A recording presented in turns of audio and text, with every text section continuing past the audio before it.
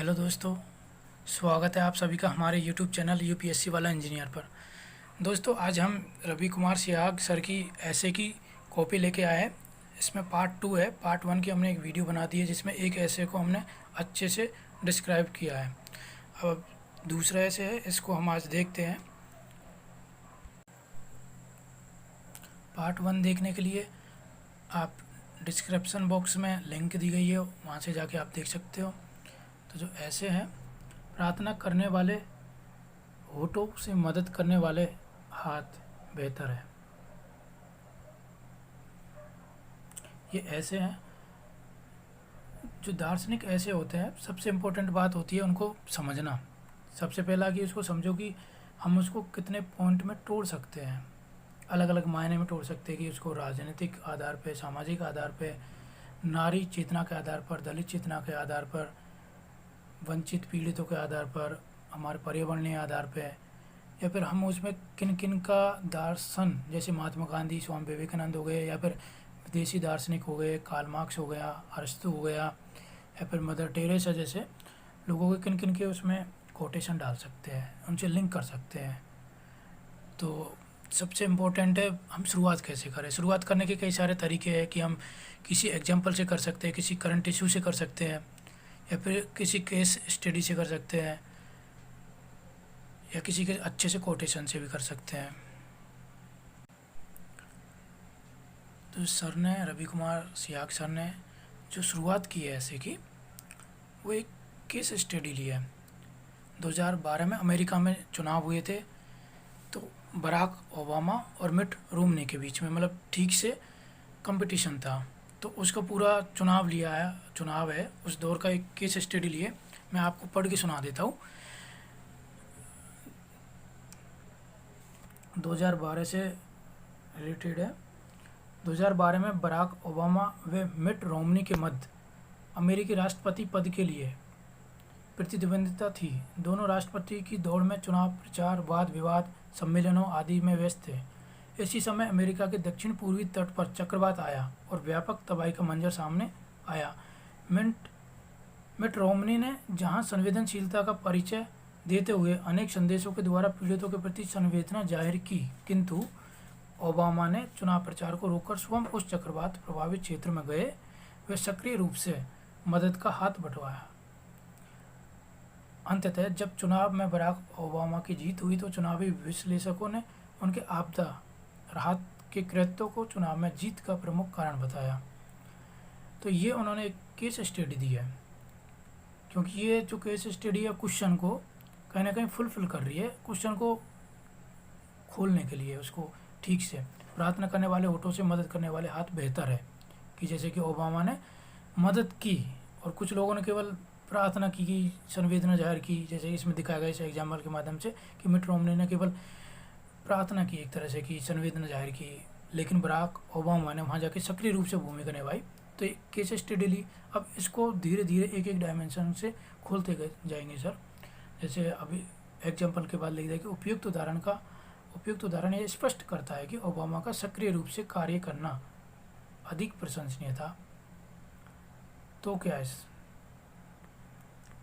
आधार पर यह कहा जा सकता है कि मदद के हाथ प्रार्थना करने वाले होठों से बेहतर है। एक क्वेश्चन छोड़ दिया कि ये क्वेश्चन है, इनको आगे डिस्क्राइब किया जाएगा, इनको बेस बना के, या इसके लिए इनसे अन्य प्रभावों का विश्लेषण आवश्यक है। इसके साथ ही दोनों आपसी संबंधों व महत्व का विवेचन भी आवश्यक है। तो सबसे पहले प्रार्थना करने वाले होठों से सीधा तात्पर्य तो धर्म से जुड़ा है। प्रार्थना करने वाले होठों को डिस्क्राइब करेंगे यहाँ पे थोड़ा सा, ये धर्म से जुड़ा है, किंतु यदि इसका तात्विक अर्थ देखें तो जरूरतमंद व्यक्ति के प्रति संवेदना, करुणा, सहानुभूति का भाव शामिल है।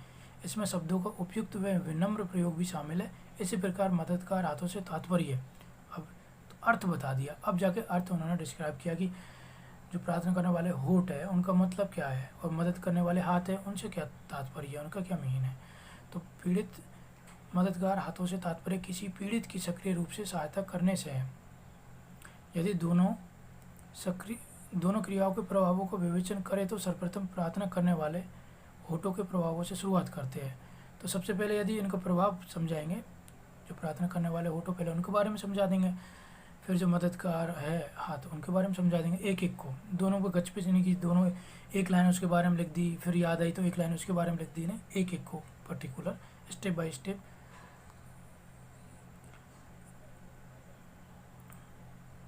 तो इन्होंने एग्जाम्पल भी दिया, देखो कोयल और कौवा का, कि कोयल व कौवे का रंग समान है किंतु वाणी की मधुरता व कड़वाहट का अंतर है। फिर एक कोटेशन भी ठीक से लिख दी। ये मतलब टॉपर्स की एक विशेषता है कि उन्होंने जैसे ऐसे है तो इसमें बहुत ज़्यादा फ्लो चार्ट नहीं बना सकते, तो कम से कम कोटेशन, एग्जाम्पल, फैक्ट्स थोड़े बहुत जो ज़्यादा रिलेवेंट है वो डाले हैं। तो रवि कुमार सियाग सर ने कोटेशन ठीक ठाक डाली है। इसमें डाले कि कागा काको धन हरे, कोयल काको देत, मीठे वचन सुनाए के जग अपनों करे लेत। कुल मिला के होगी जो मधुर वाणी बोलेगा, स्वीट बोलेगा कोई व्यक्ति, तो हर कोई उसको पसंद भी करेगा और अपना जो ओरा है वो पूरे समाज में, देश में अच्छे से फैला सकता है। तो इसी प्रकार प्रार्थना रूपी होठ चाहे सक्रिय रूप से व्यक्तिगत जरूरतें पूरा न करे किंतु व्यक्ति को मानसिक शांति अवश्य प्रदान करते हैं। तो उनके बारे में ही है कि उन्होंने एक कबीर का दोहा भी इसमें कोट कर दिया है कि मीठी ऐसी बानी बोलिए मन का आपा खोए, और उनको शीतल करे आपो शीतल होए। ठीक है, तो दूसरा उससे रिलेवेंट है कि जो मधुर है वाणी वो हमको बोलनी चाहिए। फिर कि इसी संदर्भ में प्रार्थना करने वाले होठ प्रार्थनाकर्ता को मानसिक शांति तो प्रदान करते ही है, बल्कि उसके लिए प्रार्थना की जाती है उसमें सक्रिय ऊर्जा का संचार करने का कार्य भी करती है। तो जैसे हम एग्जाम्पल दे दिया, वही ये पूरा एग्जाम्पल दिया कि कोई एग्ज़ाम देने जाता है तो उससे पहले उसे बेस्ट विशेष दी जाती है, बेस्ट ऑफ लक बोला जाता है। तो उससे ऐसा नहीं कि उसकी एग्ज़ाम ठीक हो जाएगी, लेकिन एक कॉन्फिडेंस बढ़ेगा, आत्मसम्मान, आत्मविश्वास बढ़ेगा उसके अंदर। तो एक कोटेशन दी, एग्जाम्पल दी है, इसी फ्लो में बनाते जा रहा है, मतलब फ्लो टूटने नहीं दिया। नेक्स्ट पैरा है, पैरा का भी ध्यान रखना है कि पैरा बीच में से स्टार्ट किया जाता है। जो मैंने एक वीडियो भी डाली है, विकास सर ने जो बताया कि अच्छा उत्तर लेखन कैसे किया जाएगा, उसकी वीडियो भी डिस्क्रिप्शन बॉक्स में मैं डाल दूँगा, वहाँ से आप जाकर देख सकते हो कि पैरा कैसे चेंज करना है, एग्जाम्पल कैसे लिखने हैं, दूसरा पैरा कहाँ से स्टार्ट करना है, दो पैरा के बीच में कितना स्पेस छोड़ना है, इस तरह की काफ़ी सारी चीज़ें बताई उस वीडियो में। अब आगे चलते हैं कि आगे फिर से एक एग्जाम्पल के माध्यम से बताया कि जब हनुमान जी है वो अपनी शक्ति भूल जाते हैं तो जामवंत उनको अपनी शक्तियाँ है वो याद दिलाता है, इस तरह से। फिर आगे की इसी प्रकार प्रार्थना करने वाले होठ अपनी भूमिका निभाते हैं, इसी प्रकार में मदद करने वाले हाथों के प्रभावों पर चर्चा करनी आवश्यक है। अब यहाँ तक जो था वो था प्रार्थना करने वाले होठों के बारे में। अब नेक्स्ट है मदद करने वाले हाथों के बारे में, उनका क्या प्रभाव है। तो इन्होंने देखिए फिर से कोटेशन है यूज की है कि परोपकार पूर्णाय पापा परपीड़नम, उपनिषद में ऐसा कहा गया है। गुड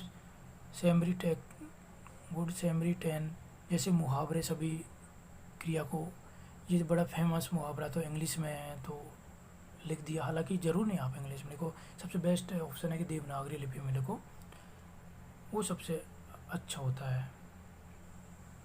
सर्वप्रथम मदद करने वाले हाथों का भाव सक्रिय मदद से जुड़ा है। सक्रिय मदद मतलब जो मदद करता है वो सक्रिय रूप में, मतलब आपको प्रेजेंट दिखेगा वो डायरेक्ट प्रत्यक्ष रूप से। जैसे कि एग्जांपल दे दिया कि सड़क दुर्घटना है, घायल व्यक्ति है, उसके प्रति संवेदना दिखाना ही काफ़ी नहीं है, आपको उसे हॉस्पिटल तक ले जाना भी ज़रूरी है। जैसे एग्जांपल दे दिया ऐसे कामों में कौन लोग आगे रहे, मतलब आगे आए जिन्होंने बहुत ज़्यादा अच्छे काम किए, जैसे मदर टेरेसा हो गई, बाबा आमटे बड़े फेमस है, दोनों नाम बड़े फेमस हैं इन लोगों में कि जिन्होंने सक्रिय रूप से मदद की, ना कि केवल ज्ञान दे के बोल के बातों से। फिर सक्रिय मदद का दूसरा लाभ क्या दिखाया कि मदद करने वाले व्यक्ति के लिए लाभप्रद होता है, यह लाभ किसी भी रूप में हो सकता है। फिर संसार सरकार द्वारा सम्मान आंतरिक। तो फिर रमी का एक कोटेशन दे दिया कि देखिए कोटेशन एक एग्जांपल देंगे, ठीक है, एक पूरी बात कहेंगे, उसका कोटेशन भी दे देंगे, इससे प्रमाणिकता आ जाती है। और रहीमन यौन सुख होते पर उपकारी संग, माटन वारे को लगे जो मेहंदी के रंग। अब तीसरे स्तर पर मदद उन व्यक्तियों को लाभ पहुंचाती जो स्वयं किसी पीड़ा में रहे हो या स्वयं किसी समस्या को झेल चुके हो। जिसने जातिगत भेदभाव झेला हो वह उस दुखी स्मृतियों को मिटाने हेतु परोपकार में संतोष पाता है। जैसे कि एग्जाम्पल भी दे दिया, पहले भूमिका बनाई जातिगत भेदभाव, एग्जाम्पल दिया भीमराव अम्बेडकर का, उन्होंने काम किया। और एक बड़ा अच्छा शायर है कुंवर बेचैन, उसका भी इन्होंने कह दिया कि तुम्हारे दिल की चुभन जरूर कम होगी, तुम्हारे दिल की चुभन जरूर कम होगी, किसी के पाँव का कांटा निकाल कर तो देखो। बड़ी अच्छी लाइन कही है। मतलब फिर एक्सप्लेनेशन, फिर एक कोटेशन, बहुत बढ़िया से फ्लो बना हुआ है। चौथे स्तर पर किसी सक्रिय, ऐसे पॉइंट नहीं डाले 1 2 3, वो अलग अलग पैरा, देखिए पैरा है अब बीच में से शुरू कर दिया जा रहा है। चौथे स्तर पर किसी सक्रिय मदद सकारात्मक संक्रामक प्रभाव, ये बड़ा अच्छा शब्द है, सकारात्मक संक्रामक प्रभाव। जैसे एक बीमारी है, संक्रामक कोई बीमारी एक व्यक्ति से दूसरी, एक जगह से दूसरी जगह फैलती जाती है, तो पॉजिटिविटी है, सकारात्मक है, वो भी फैलती जाती है। आप किसी की मदद करोगे तो वो किसी और की मदद करेगा। जैसे एक बड़ी अच्छी मूवी थी सलमान खान की, धन्यवाद मत बोलिए, आप किसी दो व्यक्ति की मदद कर दीजिए और उनसे बोल दीजिए कि वो किसी और दो की मदद कर दीजिए, तो एक ही चैन बनती जाएगी। इसे संक्रामक प्रभाव है एक तरह से। तो इस शब्द हम यूज कर सकते हैं कि बड़ा अच्छे अंडरलाइन भी किया है, इनकी भी ध्यान, मतलब छोटी छोटी चीज़ें जिनको ध्यान देना चाहिए। अर्थात पीड़ित व्यक्ति को भी ये प्रेरणा देती है कि आगे चलकर किसी अन्य की भी मदद करें। ये पूरा एक पैरा है। फिर अंततः एक तरह से निष्कर्ष की ओर जा रहे हैं ऐसे शब्दों से। अंततः मदद करने वाले हाथ, प्रार्थना करने वाले होठों का अगला स्तर है। अगला स्तर मतलब प्रार्थना करना एक प्राइमरी स्टेज है और मदद करना उसकी सेकेंडरी स्टेज है। धर्म में प्रार्थना व सर्वजन कामना का महत्व है, किंतु स्वामी विवेकानंद, देखो फिर एक बड़े अच्छे दार्शनिक है, समाज सुधारक है, उनका नाम लिया और उन्होंने कथन कहा कि कोई भी धर्म यदि कर्म से हीन है तो वह उपयुक्त नहीं है। उसका कोटेशन भी लिख दिया अच्छे से। इसी संदर्भ में महात्मा गांधी, देखो फिर स्वामी विवेकानंद है, महात्मा गांधी है, बड़े बड़े दार्शनिक है, जो चीज़ है उनके नाम लेते हुए इससे क्या प्रमाणिकता है कि एग्जामिनर को लगे हाँ डिफरेंट लिखा है, कुछ रिलेवेंट लिखा है, चीज़ों से जोड़ के लिखा है, कनेक्ट करके लिखा है। हालांकि इन चीज़ों को हमें यदि और मल्टी डायमेंशन बना दिया जाए, थोड़ा एनवायरनमेंट से है, कुछ नैतिकता से रिलेटेड है, कुछ सामाजिक है, कुछ आर्थिक है, कुछ नारी, खासतौर पर नारियों के कुछ एग्जाम्पल कोटेशन दे तो बड़ी अच्छी बात कहे है वो भी। तो इसी संदर्भ में महात्मा गांधी ने धर्म को पाठ्य पुस्तकों तक सीमित न बताकर दीन दुखियों की सेवा करने को ही सच्चे धर्म की संज्ञा दी है। महाकवि तुलसीदास, देखो तुलसीदास का भी उन्होंने कोटेशन यूज कर लिया, तुलसीदास का जिक्र किया और फिर उसको कोटेशन यूज कर लिया, बस इतना ही पर्याप्त है। परहित सरिस धर्म नहीं भाई, पर पीड़ा सम नहीं अधिमाई। इस प्रकार उपयुक्त उदाहरणों द्वारा यह कहा जा सकता है कि मदद करने वाले हाथ प्रार्थना करने वाले हाथों से श्रेष्ठ है। अब दोनों में से पहले तो बताई थी कि प्राइमरी है प्रार्थना करने वाले होठ, प्राइमरी स्टेज पे, फिर है उसके बाद है सेकेंडरी स्टेज पे होठ, मदद करने वाले हाथ। अब उनमें से श्रेष्ठ कौन सा है? श्रेष्ठ है कि मदद करने वाले हाथों को उन्होंने श्रेष्ठ बताया, एग्जाम्पल देके, क्योंकि ये स्थायी प्रभावी, भविष्यकालिक प्रभाव, बहुआयामी प्रभाव, डोमिनो प्रभाव उत्पन्न करते हैं। ठीक है, प्रभाव के लिए एक ही शब्दों कितने अलग अलग शब्दों में यूज किया, भविष्यकालिक प्रभाव, बहुआयामी प्रभाव, डोमिनो प्रभाव।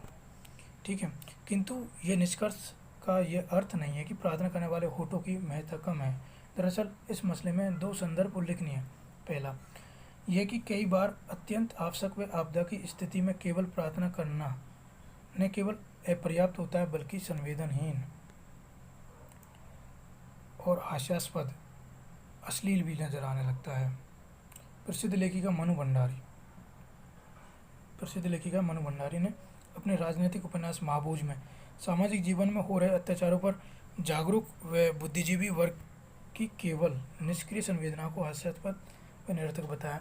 कुल मिला के भाव ये आता ना कि हम मतलब संवेदना व्यक्त कर दें। अखबारों में आ रही है कि भाई किसी लड़की का रेप हो गया, किसी की मर्डर हो गई, किसी दलित के साथ बड़ा उत्पीड़न किया, शोषण किया, संवेदना जाहिर की और उस अखबार को पढ़ के कूड़े में डाल दिया, ये है संवेदना। तो कई बार ये ना हास्यास्पद लगता है, संवेदनहीन लगता है और बड़ा अश्लील लगता है। तो ये है प्रार्थना करने वाले होठ भाव। और इससे बेहतर होता है मदद करने वाले हाथ, कि आप जाओ मदद करो, उनके लिए कुछ तो कदम उठाओ, कुछ योजना चलाओ, कुछ आंदोलन करो, कहीं ना कहीं भूमिका उठाओ। जैसे मनु भंडारी का बड़ा अच्छा उपन्यास है महाभोज, उसमें भी ये दिखाया जाता है कि जो बुद्धिजीवी वर्ग है केवल संवेदना व्यक्त करते हैं कि हम दलितों के लिए, पिछड़ों के लिए ये करेंगे वो करेंगे, लेकिन करता कोई नहीं है ठीक से। तो वाला एग्जाम्पल दिया है। तो दरअसल बात ये है ना कि रवि कुमार सियाग सर का हिंदी ऑप्शनल था, तो मैक्सिमम जो कोटेशन है तुलसीदास, कबीरदास, रहीम है, मनु भंडारी है, ये सब ना उसमें सब बड़े अच्छे से है, तो यूज किया है। आप अपना जो बैकग्राउंड हो या फिर आपका जो ऑप्शनल हो वहाँ से कोटेशन दे सकते हो। कोई किसी का द फिलोसॉफी ऑप्शनल है, किसी का हिस्ट्री ऑप्शनल है, किसी का जियोग्राफी ऑप्शनल है, तो जहाँ जितना रिलेवेंट हो आपको मल्टी डायमेंशन आपका जो यूज है, नॉलेज है, उसको यूज करना चाहिए।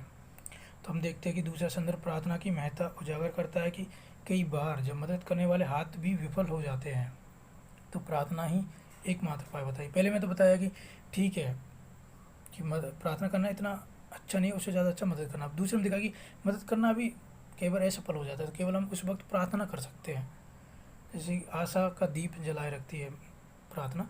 उदाहरण के लिए किसी रोगी के इलाज के परिणामों पर जब हमें सफलता की उम्मीद नहीं होती है तो अंततः डॉक्टर भी ये कहने को मजबूर हो जाते हैं कि अब प्रार्थना ही अंतिम उपाय है, प्रार्थना ही अंतिम उपाय है। तो ये निष्कर्ष की ओर पे आ रहे कि इस प्रकार निष्कर्ष से कहा जाता है। हम निष्कर्ष हेडिंग ना डाल के वहीं मतलब यूज करते हैं। अंततः कहा जा सकता है, मूलतः कहा जा सकता है, कुल मिलाकर कहा जा सकता है, इस तरह शब्दों को यूज करते ताकि पता चल जाता है ना कि भाई निष्कर्ष पे लिख रहे हैं सामने वाला। तो इस प्रकार निष्कर्ष से कहा जा सकता है कि भले ही मदद करने वाले हाथ प्रार्थना करने वाले होठों से बेहतर हो, किंतु अंततः ये दोनों एक दूसरे के पूरक ही है। दोनों में संवेदना व करुणा का भाव नहीं रहता है और दोनों ही पीड़ित पक्ष को अपने अपने स्तर पर राहत प्रदान करते हैं। सबके ऊपर दोनों ही क्रियाओं में मूल तत्व परोपकार का है और ये वे मूल्य या गुण है जो हमारे संपूर्ण संसार की क्रियाओं का सार और जिसमें वृद्धि करने से हम संसार की अनेक समस्याओं यथा जलवायु परिवर्तन, देखिए यहाँ जाके थोड़ा एनवायरनमेंट से जोड़ रहा है निष्कर्ष में, इकोनॉमी से जोड़ दिया, गरीबी, आतंकवाद से जोड़ दिया, पर काबू पा सकते हैं। शायद इसी मूल्य के कारण मनुष्य मनुष्य बनता है, जैसा कि उपनिषदों में कहा गया है। फिर फाइनली सबसे इम्पोर्टेंट बात आती है कि आप अपना ऐसे है, कोई भी आंसर राइटिंग है, उसको किस पॉइंट पे जाके ख़त्म कर रहे हो, किसी कोटेशन पे, किसी दार्शनिक के कथन पे, लेखक के कथन पे। तो इन्होंने बड़े उपनिषद में से जो लाइन है वो लिखी है कि परोपकार फलंती वृक्षा, परोपकार वहंती नद, परोपकार दुहंती गान, परोपकार्थ मिदम शरीरम। और इनको 125 में से 80 नंबर मिले, बड़े अच्छे नंबर है। ये दो ऐसे आते हैं 80 80 160 नंबर होते हैं। तो इस वीडियो में आपको इतना ही दोस्तों। थैंक यू, देखने के लिए बहुत बहुत धन्यवाद। प्लीज़ चैनल को सब्सक्राइब कर दीजिए और वीडियो को लाइक कर दीजिए। और पार्ट 1 देखने के लिए आप प्लीज़ डिस्क्रिप्शन बॉक्स में जाके वीडियो देख सकते हो। जय हिंद, जय भारत।